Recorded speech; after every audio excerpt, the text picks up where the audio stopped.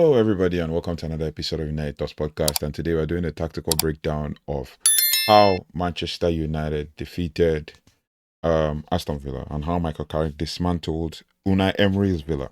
In truth, I was particularly impressed with this one, and when I looked at it deeply and basically analyzed and all of that. Now, Michael Carrick's victory over Unai Emery was a masterclass in control, progression, and kind of like a mid-game adaptability, basically. While Emery attempted to stifle United with a trademark compact 4-4-2. In fact, at some point I was seeing a certain lineup where, or even listening to some of the commentators when they were talking about how Unai Emery he kept changing the shape in the midfield. Looking at the lineup today, we're not going to be using the tactics board, but yeah, just basically walk with me on this one. Looking at the lineup, he changed it a little bit, and what we could see from that game was basically the 4-2-3-1, but it looked like a 4-4-2. And then it would look like a 4-box-4. Oh, you know what? I'm gonna use this tactics board just to kind of show you what I meant as to how Unai Emery set up against United. So, like I said, we're gonna show you the tactics board as to how Unai Emery lined up against Man United. In truth, like I said, it was exciting to me. Like, it was exciting for me to see how Unai Emery was lining up against United and how Man United stifled them. Now, looking at this is Villa. You have your Dinya. Look at Dinya here. You have your Tyrone Mings. As you switch it up. So Tyrone Mings and Ezri Konsa, and then you have your Bogard, right? Bogard in the 4. Then they had the 2 of I think you had your Onana and your Onana and Barkley, Ross Barkley. Ross Barkley was the number 6 here. And yeah, number 6 and number 10, Onana and Barkley. And then you had your John McGinn here. Then you had your Oli Watkins, number 11. And then you had your Emi Buendia as your number 7. And then you also had your Morgan Rogers as your number 9 here, right? So Rogers was on this side, basically. Buendia was here and McGinn was in the middle. So when you look at it, basically, it looks like a 4-2-3-1, yeah? 4-2. So just to give you what I am doing here. So it looks like a 4, your 2, your 3, and 1, right? Now, within the game, what I noticed was that Unai Emery was occasionally shifting between this 4-2-3-1 and a 4-4-2, where John McGinn was like this, and a 4-box-4. That's a 4-box-2. So how do I mean? You see something like this to keep it really narrow, especially in the first half when it felt like. So this is the 4-box-2. So the box we're seeing here is 4, the box, and the 2. So it felt like, Unai Emery was changing within the game. So John McGinn was next to Oli Watkins, and obviously Morgan Rogers was closer within with Emi Buendia on several occasions, and then you have your Onana and your Barkley. Now, sometimes they'll shift like this, and McGinn comes back here. Other times they'll go back like this, because I think most times you see, if you look at the heat map, you see Oli Watkins somewhere around this area, right? And then you had your John McGinn and your Buendia shifting to this side when he was attacking at some point, and here you have your Morgan Rogers. So it still looks like a 4-box. So the box is 1, 2, 3, 4, and your 2 here. So this is another way to look at the box again. This is the box player. So it was pretty interesting to see how Unai Emery lined up. But how did Michael Carrick stifle them, right? Let's have a look at what happened here. So Michael Carrick lined up in a 4-2-3-1 as well. Sorry about that noise. He lined up. This is Cunha. This is Ahmad. So we're going to put Mbeumo as a number 9 and Ahmad. Then you had your Bruno right behind them. And then you had your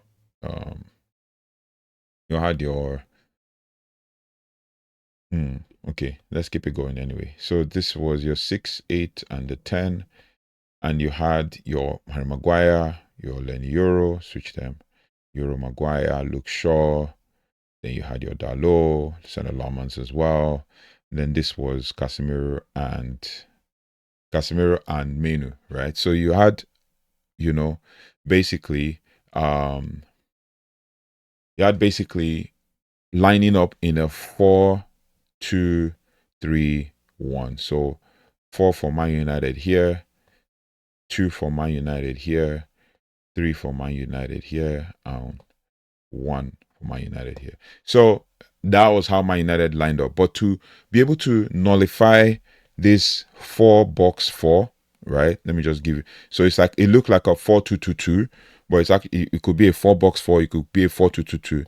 But to be able to nullify this 4-2-2-2, right? That's why it's quite exciting for me to actually give you this analysis. To nullify this 4-2-2-2, what did Michael Carrick do? Michael Carrick did this. He moved. So we switch it this way. This is Cunha number 10. So what did he do? He moved Ahmad in and made Dalot come here. Then shifted Euro. If you look at the heat map, you see where Euro played.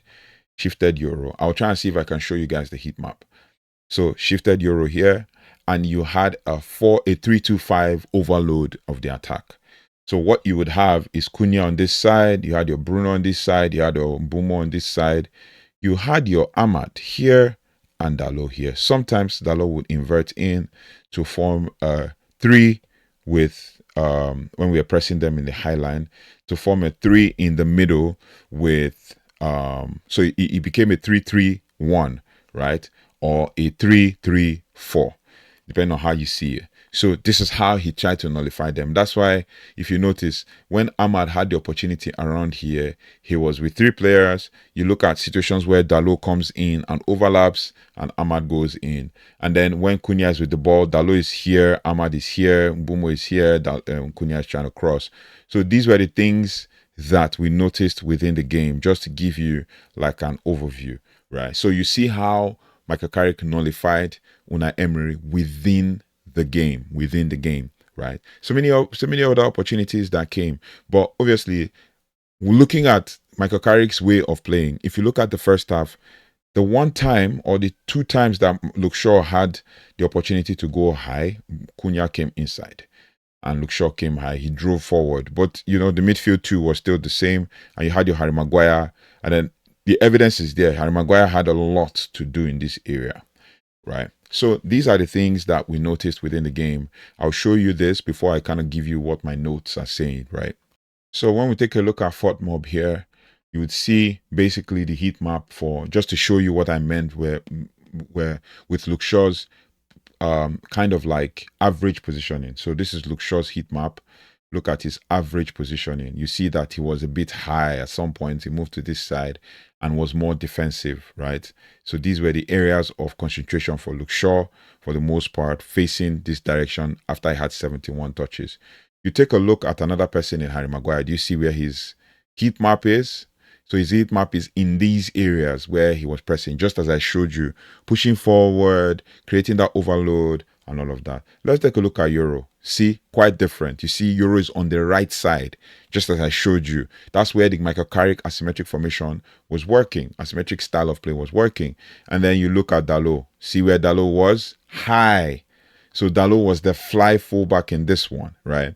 Simple. Now, when you look at the other ones, like the midfielders, Kobe Menu was all over, was more on this attacking left side and some areas here and all of that when he was trying to hold up play.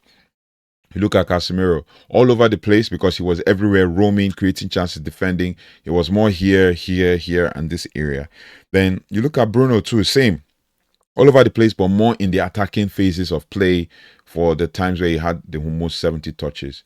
Then Ahmad was more, you see, he came in as an inside, he came out wide. He also dropped defensively as well, but look at him, wide and on the inside. And I'll tell you why he was wide. And I'll probably kind of show you with the tactics board. Then you also had Cunha, same thing. Cunha was more dominant on this side. And the reason why it was easier for, like, you look at Cunha's heat map, it's more concentrated here, right? Look at Luke Shaw's heat map, it's also more concentrated here. So one thing you notice is that Cunha's heat map actually shows that he was also dropping back more frequently, to create opportunities for Luke Shaw to actually help him defend, right? When you look at Morgan Rogers, you can see that he was all over the place because they were playing that 4-2-2-2. So you can see all his things were central in facing this direction. You look at Buendia, same thing, kind of almost central, 4-2-2 on the left side of the field against Man United. Then John McGinn, more central in the two. And if you look at John McGinn, there's most likely a chance that John McGinn's heat map is similar to Oli Watkins' heat map. See Oli Watkins' heat map, pretty much same, right? So then Barclays roaming all over, more central. Then Onana all over the place, similar to kind of like Casemiro and all of that. So it gives you a sense of an idea of what Manchester United did when it came to nullifying Villa, right?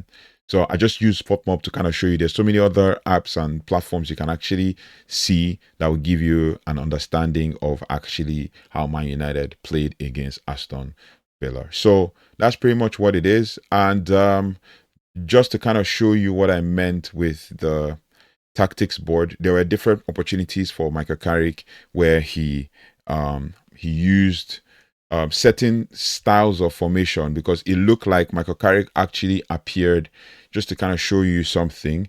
So let's take out the Villa players just to give you a clearer view of the tactics board, so you can actually see how Michael Carrick lined up. So this is that same 3-2-5. This is the 5 that you can see, that same 3-2-5, right? Now the 3-2-5 that you see eventually became this, right? This was Shaw and this was Dalot. So it became this, because that's why you saw those heat maps, right? The heat maps of the team, right? So the 3-2-5 became this eventually, and then at some point when I think Casemiro was taken off, it looked like we're playing a 4-3-3, right? It also looked like a 3-3 3-3-3-4-3. So you had your menu, and if you notice, menu was on the most part on this area, right? You have your menu. You also have your Ahmad. He dropped in this way, I think, if I remember correctly. He dropped in this way, and Bruno was all over. Like, so it was a 3-4-3. Yeah. So when they brought on Šeško, this was what it looked like on this side, rather. This was what it looked like, and then at some point like this, right? So it was a 3-4-3. Ahmad tucked in into the mid, not as a midfield two. It was kind of like this, if I can say it correctly, right? It was kind of like this, 3-3-2, 3-3-2 or 3-3-2-2 or something. But it looked similar because Dalot tucked in a lot, and you saw that in the heat map. And you also had your Ahmad, and then you had your Šeško who came on eventually, and you had your Cunha. But Cunha also was on this side, which made it look like a 4-3-3 or 3-4-3 again, like I said. So these were different shapes I was seeing within the game that actually made me to kind of like, you know what? Even there was a time, yeah, I don't know if you guys saw that. There was a time Ahmad was here. It was here, our first outlet to create the ball, and Cunha was here. So it looked like that, right? So it's still same 3-4-3. So it looked like that. So that's pretty much what we noticed with Michael Carrick and how he lined up. And we're just going to give you what I have in my notes, just to kind of give you an explanation of what, basically went on within the game or stuff like that. Because the truth is, if we just analyze with the tactics board, we might not do justice to everything as we see fit, but it is what it is. So just to kind of, would I say, summarize and give you what happened, like the asymmetric fullback build-up that I said. Carrick manipulated Villa's narrow 4-4-2 by changing United's shape in possession. While the team actually defended in the standard 4-4-2, they converted it a 3-2-5 or a 3-4-3 build-up phase. As I said just now, like I wrote my notes down just while I was kind of analyzing the game, because I go back to rewatch the game. and again and all that. Then Diogo Dalot was actually pushed extremely high on the right, essentially acting as a winger, and you saw that in all of the chances that he got, which forced Luca Digne to stay narrow to cover the central threat or risk leaving a 1v1 on the flank with Ahmad. Then on the opposite side, Luke Shaw initially and Lenioro actually formed a back three, right? Initially, back three with Harry Maguire, allowing Shaw to actually step into mid to create an overload against Villa's double pivot of Ross Barkley and on Andre Onana, right? I mean, sorry, Amadou Onana. Andre Onana gives people a lot of people PTSD. Then the second part or the second thing that we noticed is the diamond pressing trigger, which I just kind of explained without actually saying it was. It was the counter to Villa's attempt to build through the middle box. I just described it. They played they kind of lined up in a 4-2-2-2, but it was kind of like a middle box, a box midfield that it created. To counter it. Rogers was dropping deep to support Watkins. Carrick implemented a shifting press. Bruno Fernandes stepped up alongside the striker Mbomo to lock the play wide.